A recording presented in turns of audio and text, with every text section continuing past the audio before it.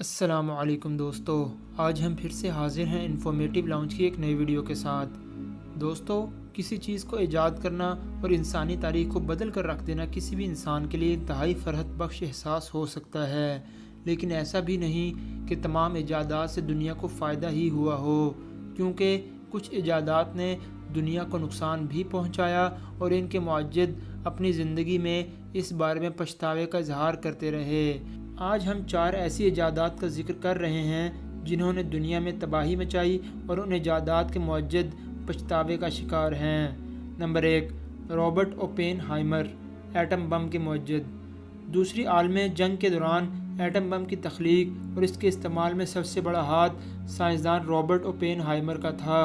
امریکہ کے طبیعت دان رابرٹ اوپن ہائمر اس پروجیکٹ کے ڈائریکٹر تھے جو تاریخ میں پہلا ایٹم بم تیار کرنے میں کامیاب رہا۔ جاپان کے شہر ہیروشیما اور ناگاساکی پر ایٹم بم گرانے سے پہلے 16 جولائی سن 1945 کو نیو میکسیکو کے ایک ریگستان میں اس کا تجربہ کیا گیا اور اس آپریشن کو ٹرنٹی کا نام دیا گیا تھا۔ ایک اندازے کے مطابق ہیروشیما اور ناگاساکی پر ایٹم بم حملے میں 1.5 سے 2.5 لاکھ افراد ہلاک ہوئے تھے۔ دوستو، کرشماتی مگر ایک پیچیدہ شخصیت کے مالک رابرٹ اوپن ہائمر نے اپنے آپ کو ایٹمی ذرات، الیکٹران، پروٹون، زیٹرون اور شعاعوں کے توانائی بخش عمل کا مطالعہ کرنے کے لیے وقف کر رکھا تھا، لیکن ان برسوں میں دنیا میں جاری جنگی تنازعات کی وجہ سے ان کی پیشہ ورانہ زندگی نے ایک اور رخ اختیار کر لیا۔ مشہور زمانہ سائنسدان البرٹ آئنسٹائن نے اس وقت کے امریکی صدر فرینکلن روز ویلٹ کو ایک خط لکھا جس میں انہوں نے امریکی صدر کو نازیوں کے ایٹم بم بنانے کے خطرے کے بارے میں آگاہ کیا، جس کے بعد امریکہ میں حکومتی سطح پر ایٹمی ہتھیار بنانا ترجیح بن گئی۔ ایٹمی ہتھیار بنانے کے سارے عمل کی سربراہی اوپن ہائمر نے کی اور فوری طور پر قدرتی یورینیم سے یورینیم 235 الگ کرنے اور بم بنانے کے لیے اس کی مقدار کا تعین کرنے کے عمل کا آغاز کیا۔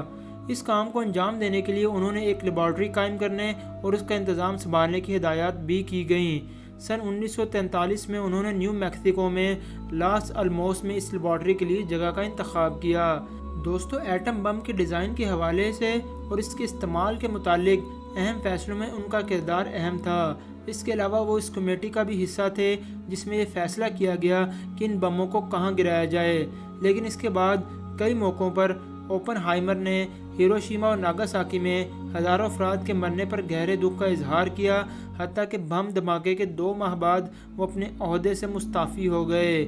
سن 1947 سے 1952 تک وہ امریکہ میں اٹامک انرجی کمیشن کے مشیر رہے، جہاں وہ جوہری ہتھیاروں کے پھیلاؤ اور امریکہ اور سوویت یونین کے درمیان ہتھیاروں کی دوڑ کو روکنے کی وکالت کرتے رہے۔ اس کے علاوہ انہوں نے ہائیڈروجن بم کی تیاری کی بھی سخت مخالفت کی، لیکن ان کی کوششیں ناکام رہیں۔ اپنے متنازع بیانات کی وجہ سے ان کی سیکیورٹی واپس لے لی گئی اور آخرکار انہیں حاصل سیاسی اثر و رسوخ بھی چھین لیا گیا۔ 1950 کی دہائی کے آخر اور 1960 کی دہائی کے اوائل میں اوپن ہائمر کی شخصیت کافی تلخ ہو گئی تھی، کیونکہ انہیں بہت سی چیزوں پر پچھتاوا تھا۔ ان کے پچھتاوے کا دائرہ کار ہمیشہ جنگ کے بعد کی ناکامیوں پر مرکوز رہا۔ انہیں افسوس تھا کہ وہ ہتھیاروں کی روک تھام کے اپنے عزائم میں کامیاب نہیں ہو سکے۔ اوپن ہائمر کے مطابق بم دھماکوں کے بعد ان کے ذہن میں ہندوؤں کی مقدس کتاب کے الفاظ آئے، اب میں موت بن گیا ہوں، دنیا کو تباہ کرنے والا۔ دوستو، بہت سے تاریخ دانوں نے ان الفاظ کو اوپن ہائمر کی جان لیوا تخلیق کے بارے میں احساس جرم سے منسوب کیا، لیکن بہت سے تاریخ دان جیسے ویلر سٹین کے نزدیک ان کا تعلق ایسی چیزوں پر حیرانی کا اظہار تھا جو اس دنیا سے ہٹ کر تھیں، جیسا کہ جوہری ہتھیار۔ لیکن اس کے باوجود اوپن ہائمر کو ہمیشہ ایٹم بم کے معجد کے طور پر ہی یاد رکھا جائے گا۔ نمبر 2 پر جس شخصیت کا نام آتا ہے وہ ہے کلاشنکوف کے معجد میخائیل کلاشنکوف۔ میخائیل کلاشنکوف کی خودکار رائفل کلاشنکوف کرۂ ارض کی مشہور ترین رائفل ہے۔ اس رائفل کو درجنوں ممالک کی فوجیں استعمال کر رہی ہیں۔ میخائیل کلاشنکوف کو سن 1938 میں ریڈ آرمی میں شامل کیا گیا۔ وہ اسلحے کے ڈیزائن میں ماہر تھے اور اسی لیے ان کو روسی ٹینک ریجمنٹ میں اسلحے میں بہتری کی ڈیوٹی سونپی گئی۔ سن 1947 میں میخائیل کلاشنکوف نے AK-47 نامی یہ مشین گن تیار کی، جسے سوویت اور روس سمیت دنیا بھر کی کئی فوجوں نے استعمال کیا۔ کلاشنکوف دنیا بھر میں انقلاب کی علامت بھی بنی اور انگولا سے لے کر ویتنام اور الجیریا سے لے کر افغانستان تک اس کا استعمال کیا گیا۔ جہاں اس رائفل کو فلسطینیوں نے کثرت سے استعمال کیا تو دوسری جانب القاعدہ کے سربراہ اسامہ بن لادن بھی اس رائفل کے ہمراہ دیکھے گئے۔ یہ دنیا میں سب سے زیادہ استعمال ہونے والی رائفل بن گئی اور اندازوں کے مطابق ایٹم بم کے مقابلے اس سے ہونے والی اموات کی تعداد کہیں زیادہ ہے۔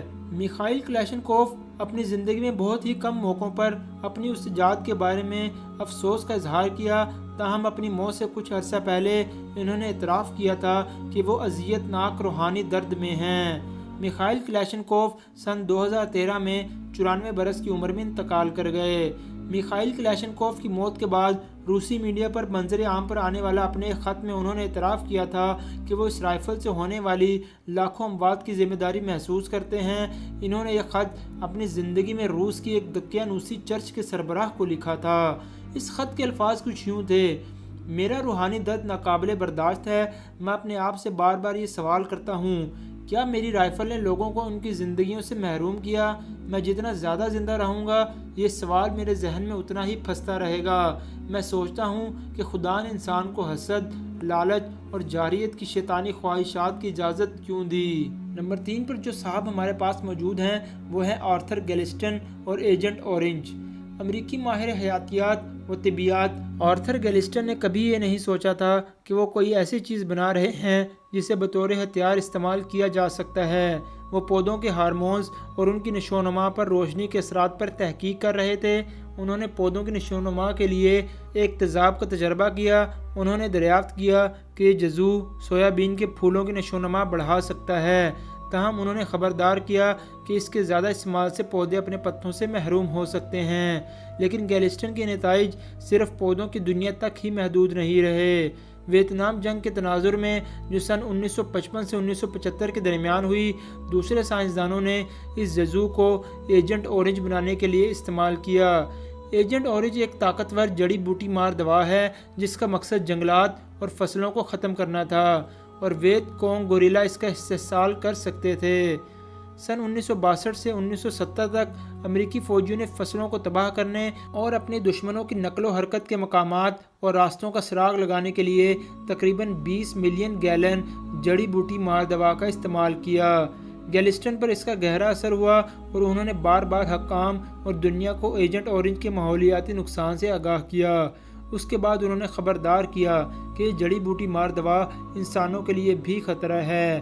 ایجنٹ اورنج کا سب سے خطرناک جزو ڈائی آکسین ہے جو دہائیوں تک ماحول میں رہ سکتا ہے، اور اس کے علاوہ کینسر، جینز کی نشو و نما میں خرابی، بانجھ پن کے مسائل کے علاوہ اعصابی اور مدافعتی نظام پر بھی حملہ آور ہو سکتا ہے۔